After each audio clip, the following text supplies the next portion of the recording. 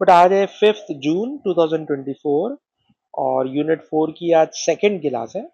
First class के अंदर हमने बेसिक्स पढ़ी हैं, angular motion, angular displacement, radian, centripetal acceleration की डेफिनेशन।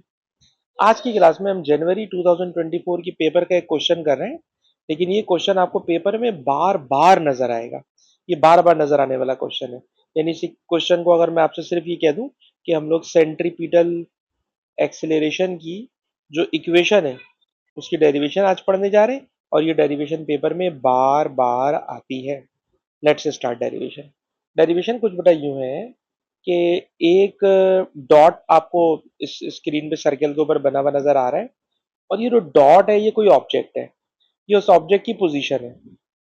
कहते हैं जब कोई ऑब्जेक्ट सर्कुलर पाथ पे घूम रहा होता है तो उसकी जो टेंजेंशियल वेलोसिटी होती है वो हमेशा सर्कुलर पाथ के ऊपर टेंजेंट बना रही होती है। और इसी तरह ये इसकी सेकंड पोजीशन है। इस सेकंड पोजीशन पर भी जो टेंजेंशियल वेलोसिटी होगी वो जाहिर सी बात है सर्कुलर पाथ के ऊपर टेंजेंट बना रही होगी। मैंने इस पोजीशन का नाम ए रख लिया, मैंने इस पोजीशन का नाम बी रख लिया। तो जो ए पर वेलोसिटी है उसको मैंने कह दिया वी ए, और जो बी पर वेलोसिटी की डायरेक्शन है, बी पर जो वेलोसिटी की डायरेक्शन है उसको मैंने कह दिया वी बी।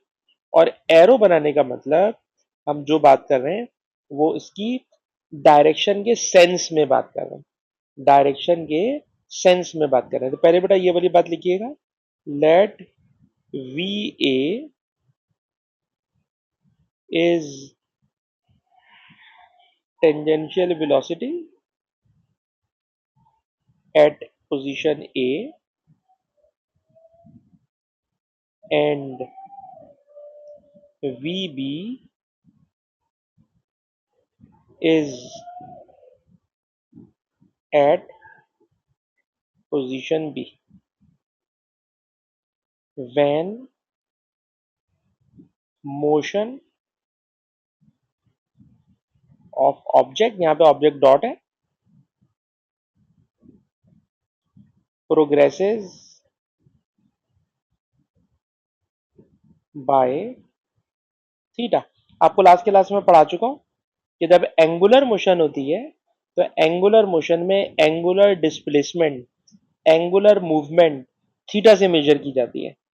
तो ए पोजीशन पर वेलोसिटी वी ए है, और जब ऑब्जेक्ट आगे बढ़ गया, और जब ऑब्जेक्ट आगे बढ़ा तो ऑब्जेक्ट आगे बढ़ने में फॉर एग्जाम्पल जब ये पोजीशन ए पे था तो ये इसका रेडियस था, यानी ये इसकी पोजीशन थी, और पोजीशन बी पर ये इसकी पोजीशन है, और इन दोनों के बिटवीन में जो एंगल बना हुआ है वो एंगल है थीटा।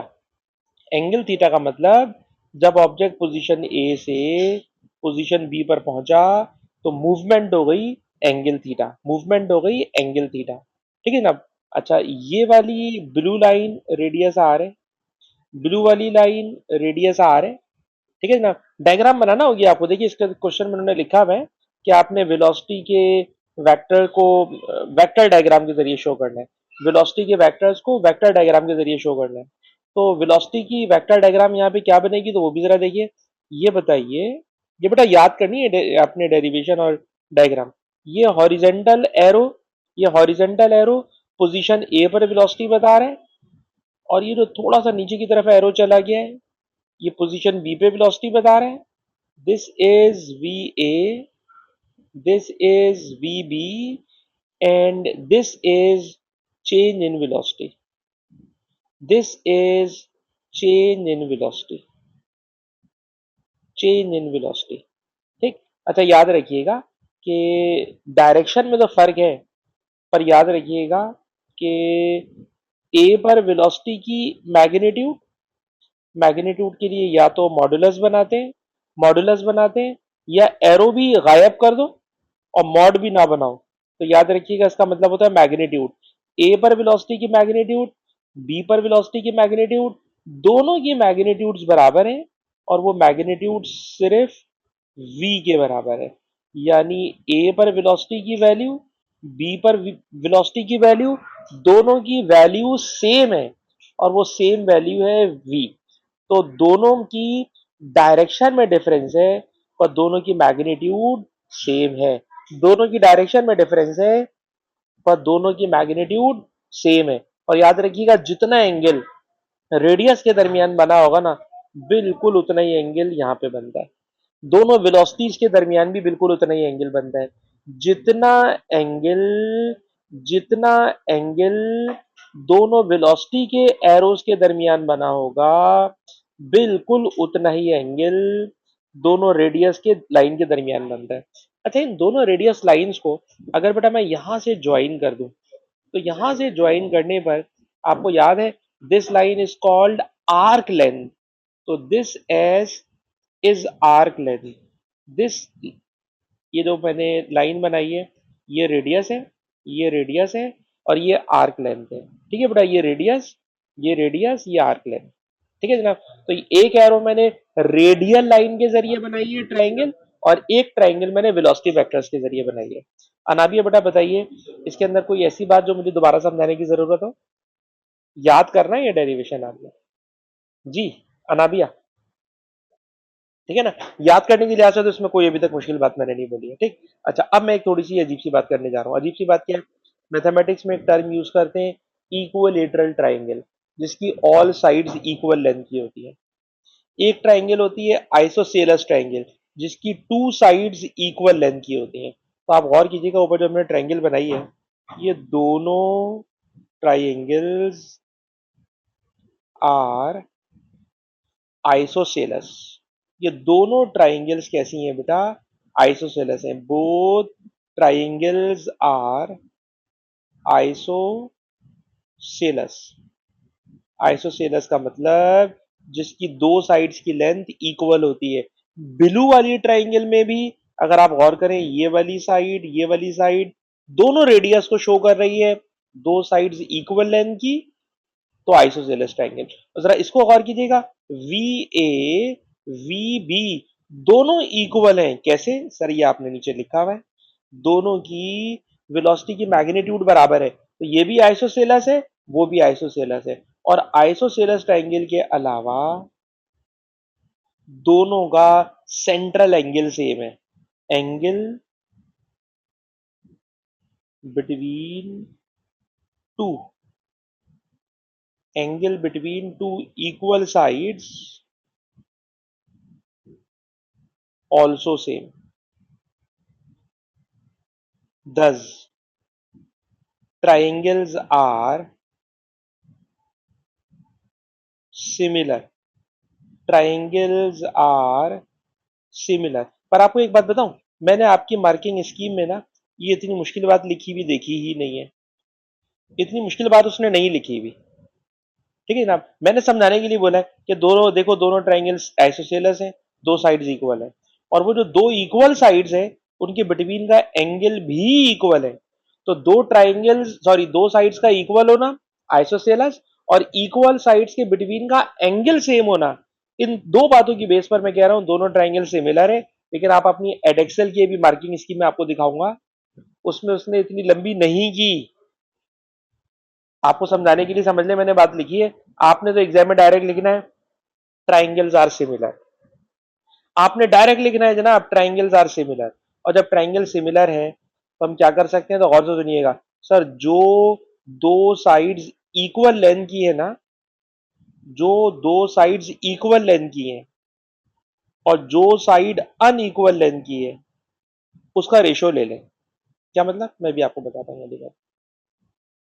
ये बताइए, आयमा आपको शामिल करें? आयमा अगर आप हमारी हेल्प करें। आयमा बेटा ये बताइएगा, आयमा बेटा ये बताइएगा कि जो पर्पल वाली, सॉरी, जो पिंक वाली ट्राइंगल है, जो ऊपर वाली ट्राइंगल है, कलर शायद मैं गलत बोल रहा हूँ बेटा, ऊपर वाली जो ट्राइंगल है, इसमें कौन सी साइड की लेंथ अनइक्वल है? डेल्टा वी वाली। और कौन सी साइड इक्वल लेंथ वाली है? बाकी दोनों इक्वल की, उसको खाली वी लिख सकता हूं, इक्वल टू। अच्छा, नीचे आ जाना है, जो ब्लू वाली ट्राइंगल है, इस ब्लू वाली ट्राइंगल में देखिए, बताइएगा कौन सी वाली साइड अनइक्वल है? एस।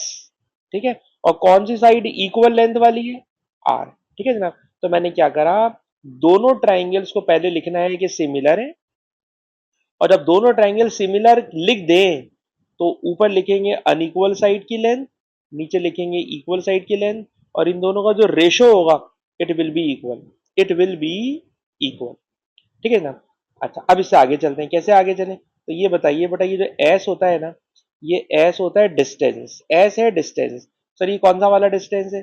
सर ये वो डिस्टेंस है जो ऑब्जेक्ट ने सर्कुलर पाथ पे कवर किया है। ये रेडियस था, ये रेडियस था, ये इसकी इनिशियल पोजीशन थी ए, ये इसकी फाइनल पोजीशन थी बी। सर्कुलर पाथ पे हल्का सा आर्क आ रहा था, हल्का सा आर्क, वरना आप इसको खाली एस भी ले सकते हैं, कोई मसला नहीं है। अच्छा बेटा बताइए, जो एस डिस्टेंस है, तो हमने बचपन से पढ़ा है डिस्टेंस बराबर होता है velocity into time. Sir distance बराबर होता है वेलोसिटी इनटू टाइम, और टाइम को अगर मैं डेल्टा टी लिख दूं, टाइम को अगर मैं डेल्टा टी लिख दूं, और मैं नीचे मेंशन करना पड़ेगा डेल्टा टी बी दा, या उसको ऊपर वाले सेंटेंस में क्या डाल दें, let va is tangential velocity at a, vb is tangential velocity at b when motion progresses by theta in time delta t, in time delta t। ठीक है जनाब, ये डेल्टा टी को हम ऊपर वाले सेंटेंस में लेकर आ गए, अब इसलिए मुझे इसको नीचे लिखने की जरूरत नहीं है। बट अब मैंने क्या करा? सर डिस्टेंस बराबर होता है वेलोसिटी इनटू टाइम, डिस्टेंस बराबर है वेलोसिटी इनटू टाइम। और अब ये वेलोसिटी इनटू टाइम रख कर दिया, तो अब जरा देखिएगा क्या करने जा रहा हूं। कहते हैं अगर आप वेलोसिटी और टाइम को एक तरफ कर लें, क्या मतलब, ये डेल्टा टी ये मल्टीप्लाई था बेटा, इसको उधर ले गया, उधर आके डिवाइड हो गया। अच्छा यहाँ पे v ऐसे ही पड़ा रहने दें, r ऐसे ही पड़ा रहने दें, ये वाला v उधर ले जाए, ये वाला v इस वाले v से मल्टीप्लाई होगा, तो बताइए v into V, it becomes v square. और जरा लेफ्ट साइड पे देखिए, बताइए rate of change of velocity. Sir rate of change of velocity it is called acceleration. तो जनाब सेंट्रीपिटल एक्सेलरेशन का फॉर्मूला ड्राइव हो गया वी स्क्वायर अपॉन आर। ठीक है जनाब, इस पूरी डेरिवेशन में अगर देखा जाए ना, सबसे मुश्किल पोर्शन, मैं दोबारा समझा देता हूँ, मैं दोबारा समझा देता हूँ। ये बताइए, ये इक्वेशन जब मैंने भी आपको लिखवाई कि अनइक्वल साइड की length delta we, equal side की लेंथ वी। अच्छा दूसरी वाली ट्रायंगल में आ जाओ, अनइक्वल साइड की लेंथ एस और इक्वल साइड की लेंथ आर। ठीक है ना, इक्वल साइड की लेंथ आर। अच्छा अब आपसे अगर मैं पूछूं कि ऑब्जेक्ट ए से बी तक गया तो इसने कितना डिस्टेंस कवर करा? सर डिस्टेंस होता है वेलोसिटी इनटू टाइम, तो बेटा मैंने इस डिस्टेंस की जगह लिख दिया वेलोसिटी इनटू टाइम, टाइम को डेल्टा टी करके लिख दिया, कोई फर्क नहीं पड़ रहा। नीचे वाला बेटा रेडियस आर है, डेल्टा वी ऐसे ही है, ये वी ऐसे ही है। हमें डेरिवेशन में लेफ्ट साइड पे ए चाहिए, राइट साइड पे आर चाहिए, ये चाहिए। तो ये लाने के लिए मैंने सोचा कि डेल्टा वी के नीचे डेल्टा टी लेकर आ जाऊं, डेल्टा वी के नीचे डेल्टा टी लेकर आ जाऊं। तो डेल्टा टी को बेटा मैं इधर लेकर आ गया, और इस वी को उठा के उधर लेके चला गया, जगह इंटरचेंज की है मैंने। और जब मैंने बेटा जगह इंटरचेंज की तो ये बन गया delta we upon delta T, और ये वाला v उधर चला गया, तो ये बन गया v into V upon R. और इस तरह लेफ्ट साइड पे बन गया एक्सेलरेशन, और राइट साइड पे बन गया वी स्क्वायर अपॉन आर। आया मैं बेटा, बताइए अब क्या दोबारा समझ में आई बेटा बात समझाने से? आया ना? नहीं आई अभी भी? अच्छा जी, ये बताइए कि अनइक्वल साइड की लेंथ डेल्टा वी थी और इक्वल साइड की लेंथ वी थी। इधर आ जाए, अनइक्वल साइड की लेंथ एस थी और इक्वल साइड की लेंथ आर थी। पहले बताएं यहाँ तक की बात समझ में आती है? ये तो बेटा इक्वेशन मैंने आपसे लिखवाई ना। अब मुझे बताओ, ये डिस्टेंस है, डिस्टेंस का फॉर्मूला क्या होता है काइनेमेटिक्स में, आप बताओ। Speed time T. तो जो ऑब्जेक्ट बेटा सर्कुलर पाथ पे घूम रहा है उसकी स्पीड वी है और टाइम डेल्टा टी है। ये बताओ, ये वाला स्टेप समझ में आया है या नहीं आया बेटा? ठीक है, अब आपको डेरिवेशन में लेफ्ट साइड पर एक्सेलरेशन चाहिए, डेरिवेशन कर रहे हैं ना बेटा, एक्सेलरेशन चाहिए। एक्सेलरेशन होता है वेलोसिटी अपॉन टाइम। ये होता है बेटा। तो मैं आपसे कहूंगा इस वाले टाइम को जो यहाँ लिखा हुआ है इसको यहाँ लेकर आ जाओ। ये बेटा मैथमेटिकल स्टेप है ना। डेल्टा टी को उधर लेकर आ जाओ और ये वाला वी उधर लेके चले जाओ। ये मैथमेटिकल स्टेप है।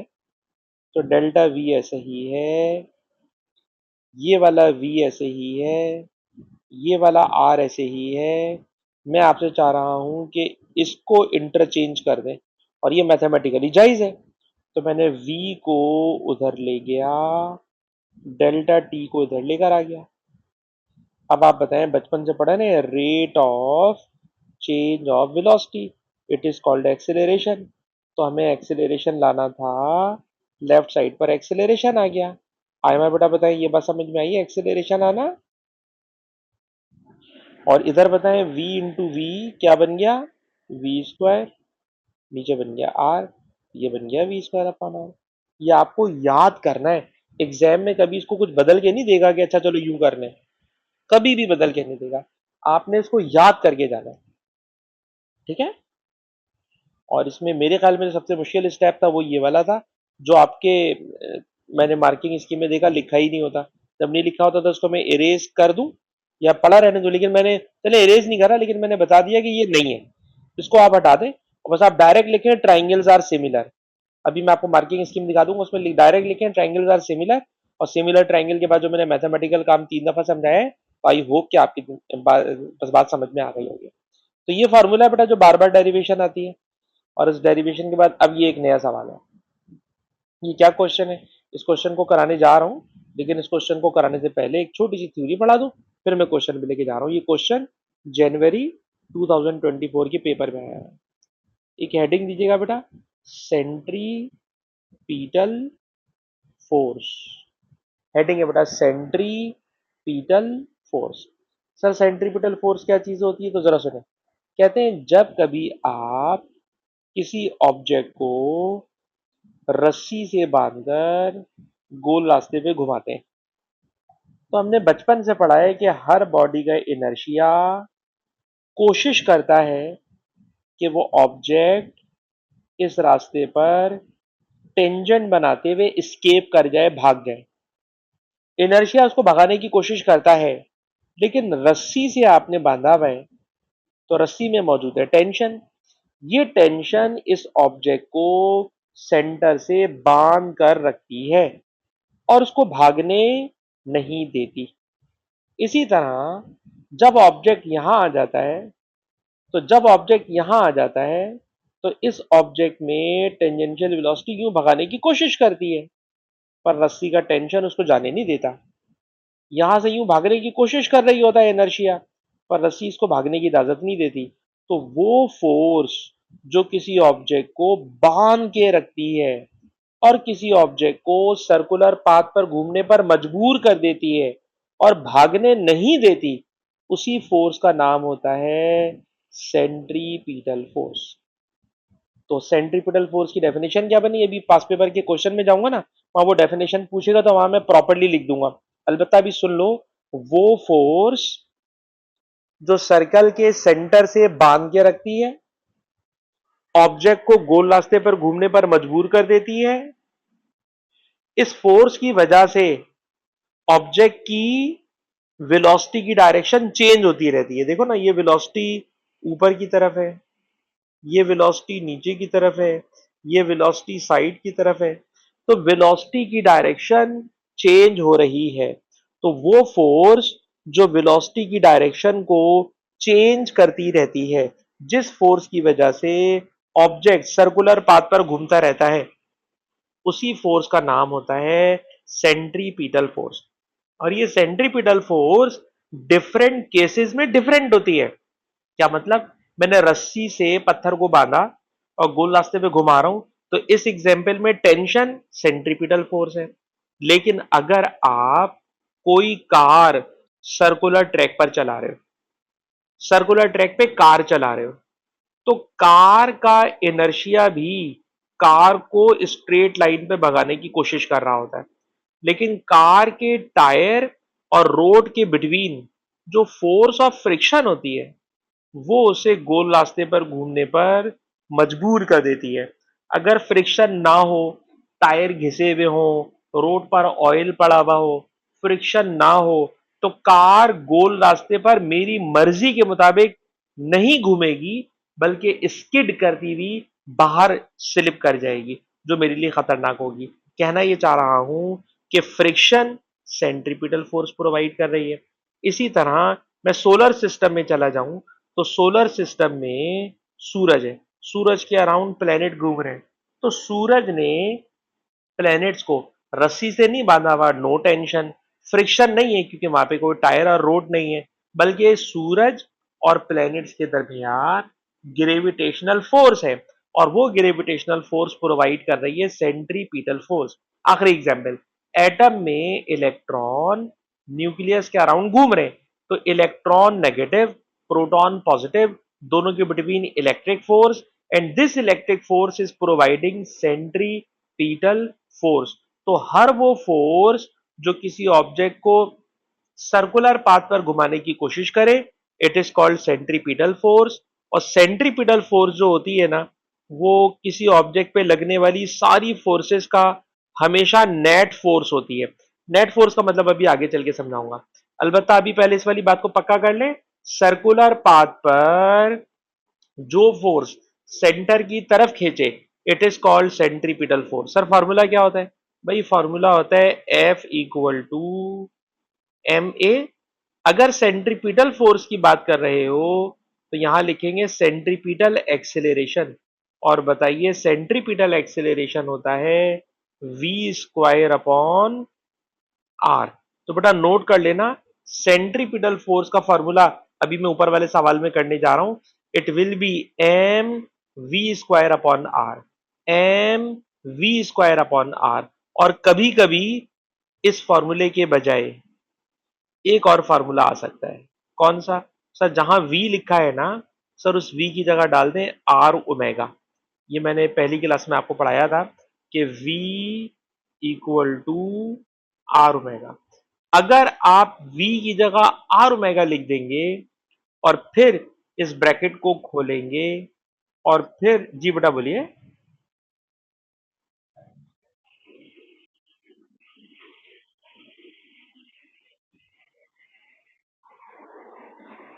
आर रेडियस है। अभी वी स्क्वायर अपॉन आर जो आपने पढ़ा, ये सेंट्रीपिटल एक्सेलरेशन का बेटा फार्मूला ड्राइव करने के बाद पढ़ा रहा हूं ना। ठीक है ना, ये तो हमने फार्मूला ड्राइव किया है ना। अब उस फार्मूले की डेरिवेशन जो हो गई सो हो गई, बस फार्मूला बन गया बेटा। उस फार्मूले को यहाँ पे लाके पुट कर दें। अच्छा, इस वाले आर से बेटा आर स्क्वायर कैंसिल, और अब आर से आर स्क्वायर कैंसिल हो गया।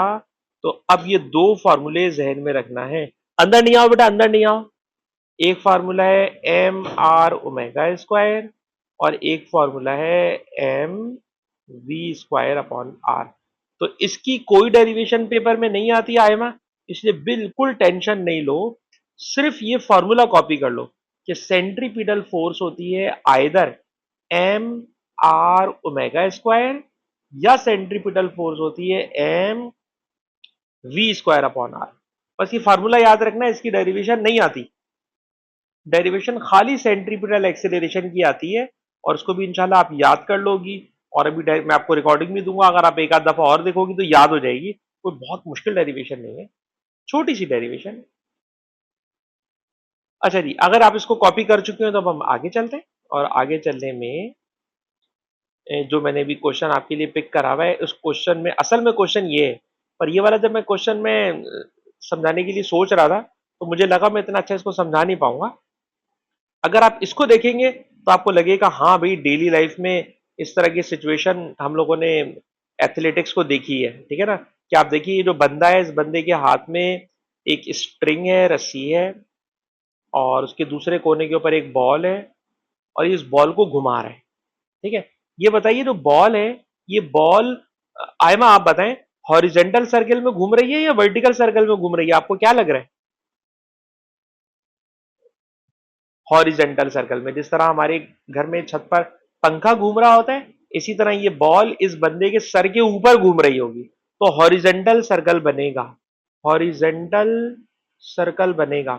उस हॉरिजेंटल सर्कल का ये सेंटर होगा, और इस हॉरिजेंटल सर्कल के सेंटर की तरफ there will be centripetal force, there will be centripetal force. लेकिन ये ब्लैक कलर में मुझे मैं बना नहीं पा रहा भाई इसको। सेंट्रीपिटल फोर्स इधर होगी, ठीक है ना। अब सेंट्रीपिटल फोर्स इधर होगी। सेंट्रीपिटल फोर्स मैं यहां पे बना रहा हूं कि जब ये बंदा बॉल को सर्कल में घुमा रहा है और सर्कल हॉरिजेंटल सर्कल है, तो सेंट्रीपिटल फोर्स सेंटर की तरफ है, ठीक है जनाब।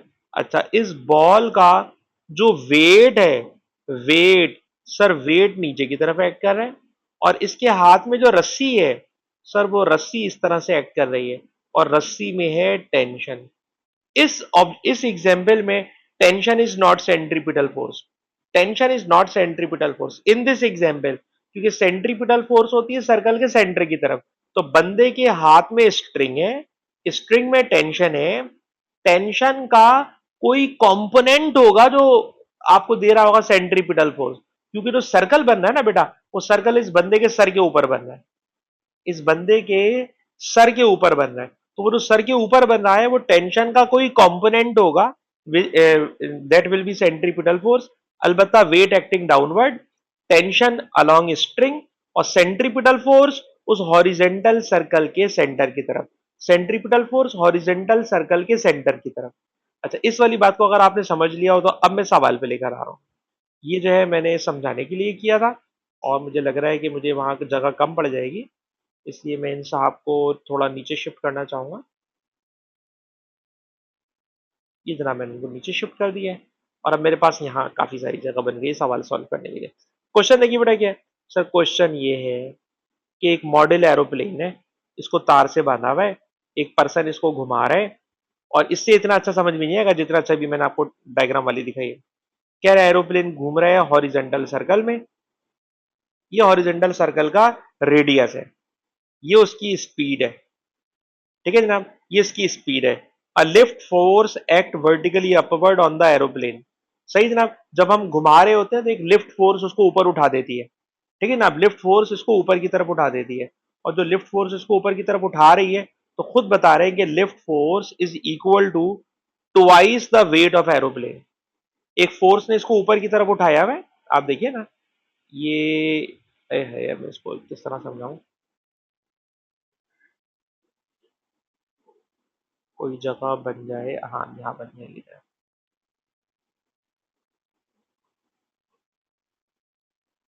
देखिएगा बेटा, जब ये बंदा इसको घुमा रहा है, जब ये बंदा इसको घुमा रहा है, तो यकीनन इसका वेट एक्ट कर रहा है डाउनवर्ड, इस बॉल का वेट एक्ट कर रहा है डाउनवर्ड, डाउनवर्ड इसका वेट एक्ट कर रहा है।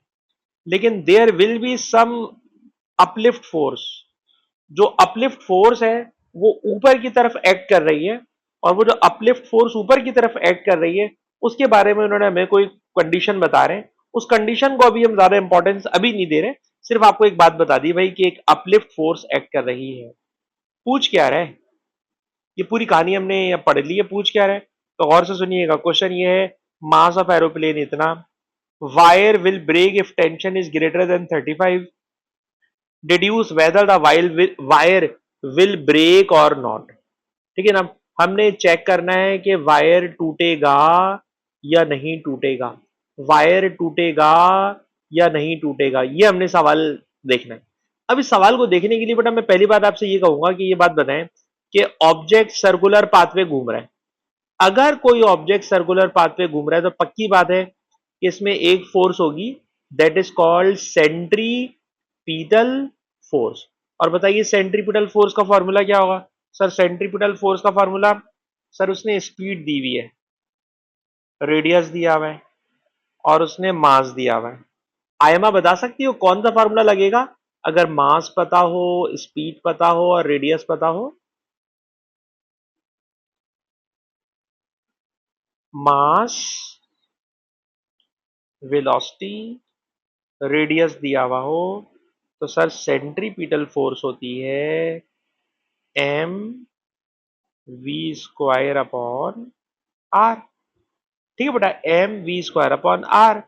Mass of the ball 1.55 kg, speed of the ball 22 0.5 square, radius 28.5। कोई बच्चा मेरी हेल्प करेगा बेटा कैलकुलेटर चलाने में? मैं कैलकुलेटर चलाना नहीं चाह रहा बेटा, कोई बच्चा मेरी हेल्प करेगा कैलकुलेटर चलाने में? 27.5। ये तो हो गई सेंट्रीपिटल फोर्स। सर्कुलर पाथ पे घूम रहा है, सेंट्रीपिटल फोर्स हो गई। ठीक है ना, एक बात हो गई।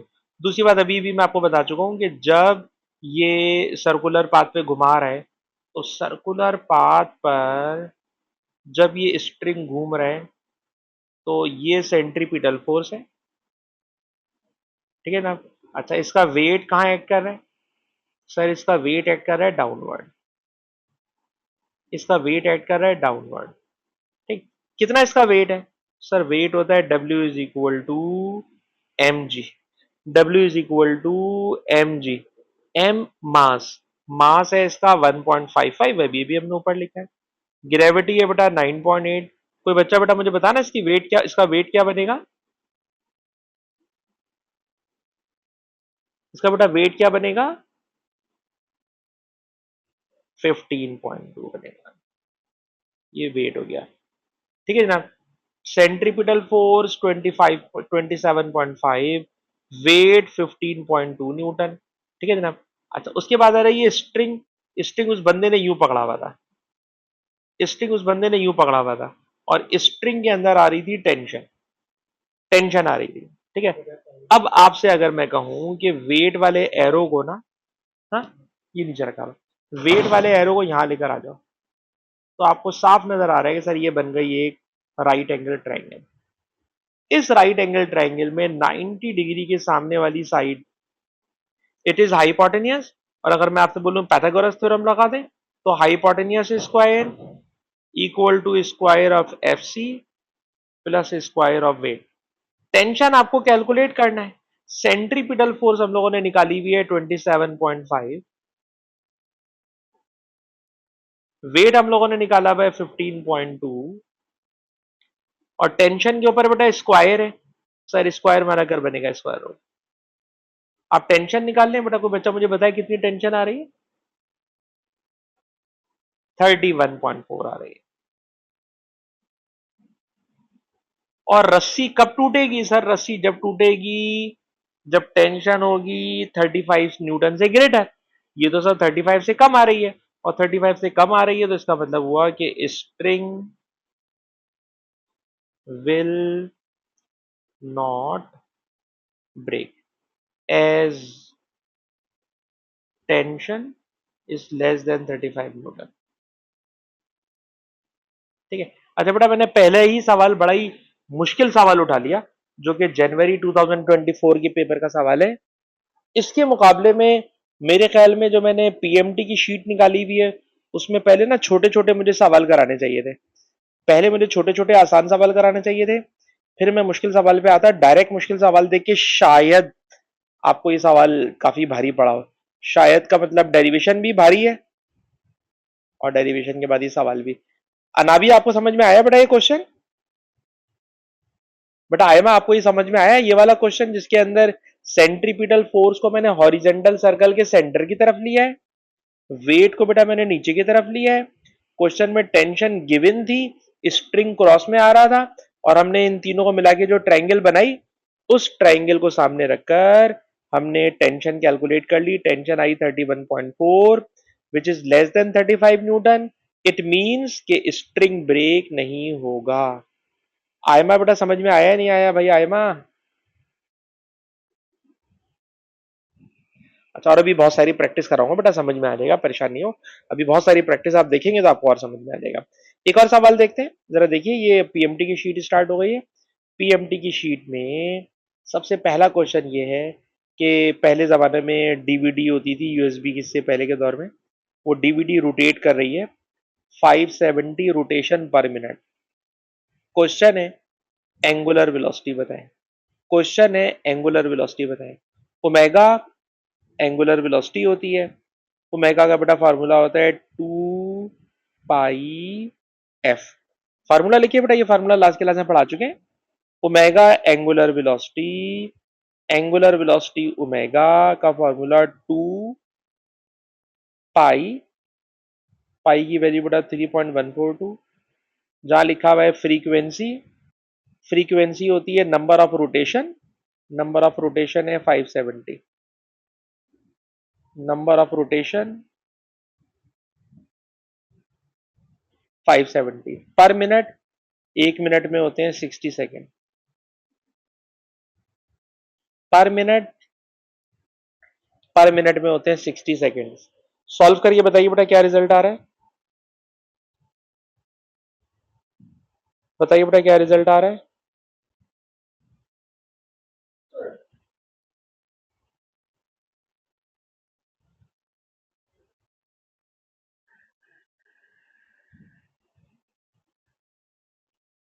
59.7, और 59.7 का मतलब इसका आंसर हो गया सी।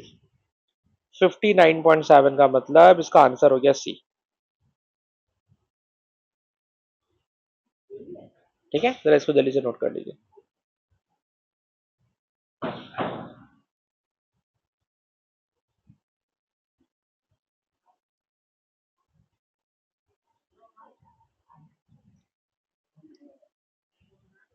ठीक है बेटा, आगे चलते हैं।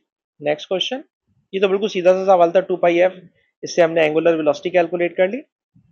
नेक्स्ट क्वेश्चन है, कह रहे हैं जनाब, international space station 16 orbits of earth every 24 hours 330 kilometre above the surface of earth. ठीक है जी, शो दैट एंगुलर वेलोसिटी इतनी। ठीक है जनाब, ये आपने कैलकुलेट करना है। अब कैसे करेंगे तो गौर से सुने यार, ये बताइए बेटा, ये गौर से देखिए कि ये हमारी जमीन है और ये जमीन के अराउंड कोई सैटेलाइट घूम रहा है। ठीक है ना, पहले जमीन है, जमीन के अराउंड सैटेलाइट घूम रहा है। अब मैं गुफरान को बुलाइए ना, है, अब इनको बोले मैं 2 मिनट रुके। हाँ। अच्छा जरा रुकिए, इंटरनेशनल स्पेस सिस्टम में आपको बता रहे हैं कि 24 आवर्स के अंदर वो 16 टाइम घूमती है सैटेलाइट। अभी इसका मतलब बताता हूँ क्या है। ये जो सैटेलाइट है, ये अर्थ की सरफेस से 330 किलोमीटर अबव है, 330 किलोमीटर अबव। तो बताइए ये 330 किलोमीटर, क्या इसका ऑर्बिटल रेडियस मानोगे? आयमा बेटा बताएं कि ये जो 330 किलोमीटर है, क्या ये 330 किलोमीटर इसका ऑर्बिटल रेडियस मानोगे? ऑर्बिटल रेडियस होता है अर्थ के सेंटर से डिस्टेंस। बेटा ये जो सैटेलाइट है, हाँ ये जो सैटेलाइट है, सैटेलाइट का डिस्टेंस लेंगे अर्थ के सेंटर से। और इस क्वेश्चन में उन्होंने जो डिस्टेंस अभी दिया हुआ है, ये डिस्टेंस अर्थ के सेंटर से नहीं है, बल्कि ये सेंटर, बल्कि ये उन्होंने कहां से ले लिया है सर, ये उन्होंने ले लिया है उसकी सरफेस से, यानी हाइट ले लिया है। ठीक है ना, अभी हाइट ले लिया है। अब हाइट जब दे दी तो इस हाइट के अंदर हमें इसका और रेडियस अर्थ का ऐड करना पड़ेगा। तो अर्थ का रेडियस इन्होंने क्वेश्चन में कहीं दिया हुआ है बेटा? पढ़ के बताइए, कहीं इन्होंने अर्थ का रेडियस दिया हुआ है?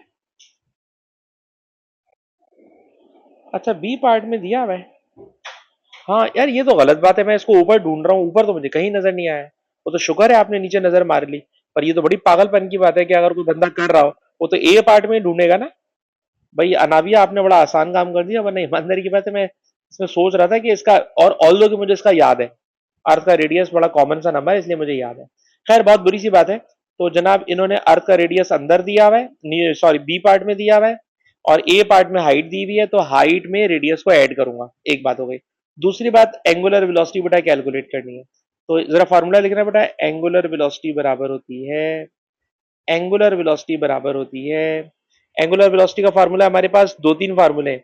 उन दो तीन फार्मूले में से कौन सा फार्मूला लगा सकते हैं सर? ये वाला भी लगा सकते हैं, 2 पाई अपॉन कैपिटल टी। ठीक है ना, 2 पाई अपॉन कैपिटल टी। और जब 2 पाई अपॉन कैपिटल टी लगाते हो तो वाकई इसमें रेडियस, हाँ बोले बोले बोले, ये इक्वेशन कौन सी है ये बताइए। एंगुलर वेलोसिटी का पहला फार्मूला था थीटा अपॉन टाइम, दूसरा फार्मूला था 2 पाई अपॉन कैपिटल टी, तीसरा फार्मूला था 2 पाई एफ, और जो आपको बेटा क्लास लास्ट क्लास पढ़ाई आप लास्ट क्लास में थी, तो दिखाऊं वाली शीट खोलूं बेटा, येलो वाली? ठीक है ना, तो ये फार्मूला भी नोट कर लो बेटा, अभी मैं आपको दिखा सकता हूँ, हम लोग ये फार्मूला पढ़ चुके हैं ना। तो ये 3 फार्मूले हैं ओमेगा के, उसमें से है मैं ये वाला फार्मूला लगा रहा हूँ, 2 पाई अपॉन कैपिटल टी। ठीक है जी। तो 2 कांस्टेंट है, पाई कांस्टेंट है। अब नीचे लिखा हुआ है टाइम। टाइम कितना लग रहा है सर? टाइम लग रहा है 24 आवर्स। तो मैंने लिखा 24 आवर्स। लेकिन याद रखिएगा टाइम होता है एक मर्तबा घूमने का। ये 24 आवर्स में 16 टाइम घूम रही है। 16 टाइम्स। जो सैटेलाइट है वो अर्थ के अराउंड 24 घंटे में एक दफा नहीं घूम रही, 16 ऑर्बिट्स एवरी 24 आवर्स। तो एक ऑर्बिट का टाइम कितना होगा? तो एक ऑर्बिट का टाइम करने के लिए डिवाइडेड बाय 16 करना पड़ेगा। जो इन्होंने टाइम लिख के दिया है, ये टाइम 16 ऑर्बिट्स का है। 16 ऑर्बिट्स का टाइम 24 आवर्स। 16 ऑर्बिट्स का टाइम 24 आवर्स। तो अगर 16 ऑर्बिट्स का टाइम 24 आवर्स है, तो एक ऑर्बिट का टाइम होगा 24/16। तो बेटा two constant, pi constant, 2 pi upon time, time 24/16। Solve करोगे तो आप इसका रिजल्ट आ जाना चाहिए 1 एक्सपोनेंट -3। और मैं मार्किंग इसी में नजर मार रहा हूं, तो मुझे वहां नजर आ रहा है 1.16 एक्सपोनेंट -3।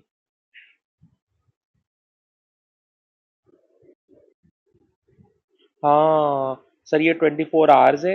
आवर्स को सर सेकंड में कन्वर्ट करना है, क्योंकि आंसर सेकंड में दिया हुआ है।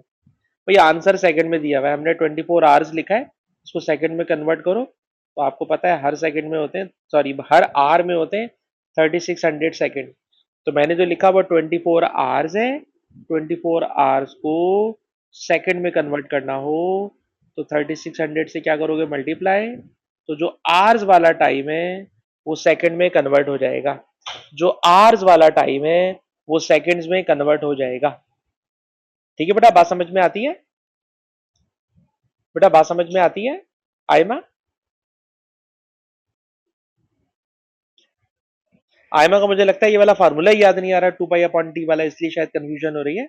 वरना ओमेगा का बेटा बिल्कुल बेसिक फार्मूला है पहला वाला, थीटा अपॉन टाइम। दूसरा फार्मूला सर, एक मरतबा घूमने में एंगल बनता है 2 पाई, एक मरतबा घूमने का टाइम कैपिटल टी। फिर 2 पाई मैंने ऐसे ही लिखा। 1 अपॉन टाइम का मतलब होता है फ्रीक्वेंसी। 1 अपॉन टाइम का मतलब फ्रीक्वेंसी। और बेटा मैंने इसको फार्मूले में सारी वैल्यूज पुट करी तो ये रिजल्ट आ गया। ठीक है। अब जरा जल्दी से इसका सेकंड पार्ट भी कर लें ताकि ये सवाल हमारा कंप्लीट हो जाए। क्वेश्चन है कैलकुलेट सेंट्रीपिटल एक्सेलरेशन। ठीक है ना, ऑर्बिट में सेंट्रीपिटल एक्सेलरेशन होता है। बताइए सेंट्रीपिटल एक्सेलरेशन का फॉर्मूला क्या होता है? तो फॉर्मूला होता है v² अपॉन आर। और v की जगह अगर मैं लिख दूं आर ओमेगा, v की जगह लिख दूं बेटा आर ओमेगा, तो ये बन जाएगा आर ओमेगा स्क्वायर, क्योंकि आर से स्क्वायर कट जाएगा। तो सेंट्रीपिटल एक्सेलरेशन होता है आर ओमेगा स्क्वायर। अब आप देखिए ओमेगा हम लोग कैलकुलेट कर चुके हैं। ओमेगा अभी अभी हम लोगों ने निकाला है 1.16 एक्सपोनेंट -3। ये हम लोग ओमेगा कैलकुलेट कर चुके हैं। और ओमेगा के साथ लिखा हुआ है रेडियस। रेडियस, तो बेटा जो रेडियस है सर, रेडियस में आपको ये दोनों को ऐड करना होगा। अर्थ के रेडियस में हाइट को ऐड करना पड़ेगा। अर्थ का रेडियस है 6400, 6400 प्लस हाइट है 330। ठीक है जनाब। और ये सब कुछ चल रहा है किलोमीटर में। सर किलोमीटर है तो किलो की वजह से एक्सपोनेंट 3 भी लिखना पड़ेगा। किलोमीटर है, एक्सपोनेंट 3 लिखेंगे तो it is converted into metre. और जब आप इसको बेटा पूरा सॉल्व कर लोगे तो पूरा सॉल्व करके रिजल्ट आएगा 9.7 मीटर पर सेकेंड स्क्वायर। 9.7 मीटर पर सेकेंड स्क्वायर। ठीक है। तो आज की क्लास की रिकॉर्डिंग यहाँ पे बंद कर रहा हूं।